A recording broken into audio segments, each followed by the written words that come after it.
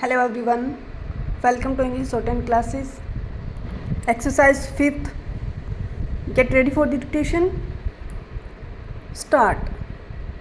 There is one feature which is fairly striking in this case is that the funeral of the deceased was solemnized without any information to the police, and it is for this reason there appears to be neither any inquest report nor even a post-mortem report of the deceased. Stop.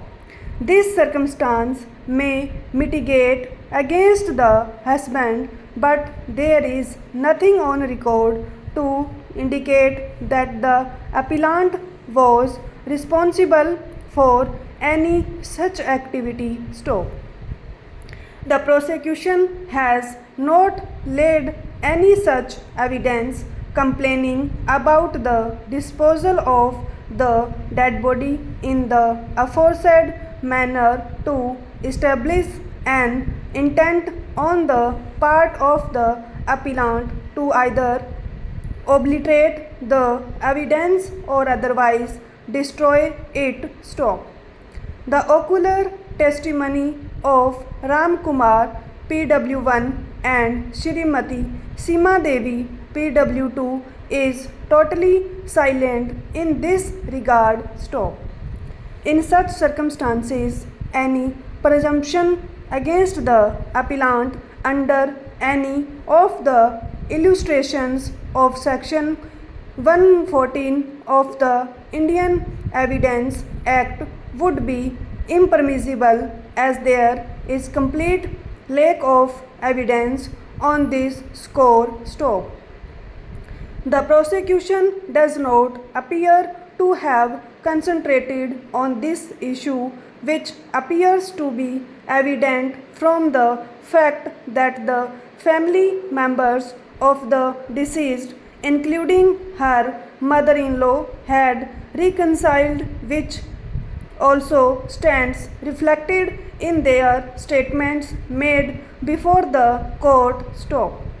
Consequently, what he finds is that in the entire evidence of the prosecution, no element of mens rea arose to implicate the appellant for having intentionally murdered the deceased. Stop.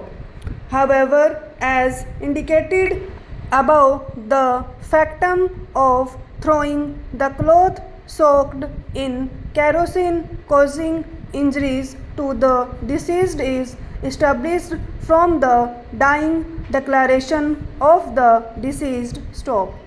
The status of the dying declaration has already been held unimpeachable by us, as it is corroborated by the testimony of the Naib Tahsildar PW6 Ravi Kumar and PW9 Dr. Dilip Kumar Roy. Stop. In such circumstances, we are of the opinion that the appellant had the knowledge, if not the intention, to the extent that her action is likely to cause death of the deceased in the ordinary course of things. Stop. The nature of the injuries and the background in which the same came to be suffered by the deceased on account of a clear overt act of the appellant convinces us to accept that the prosecution has established the offence, but only to the extent as defined in Part 1 of Section 304 IPC. Stop. The prosecution, in our opinion, to that extent has succeeded in travelling the distance through its evidence from must have been to must be in the present case, and the appellant had such knowledge so as to cause death when she committed the offense. Stop.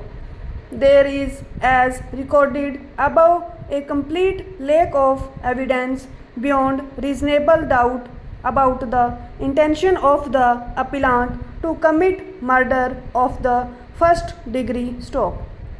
Our conclusion to that extent is not an alternative opinion but the only possible view, and therefore we are unable to accept the view taken by the trial court. Stop.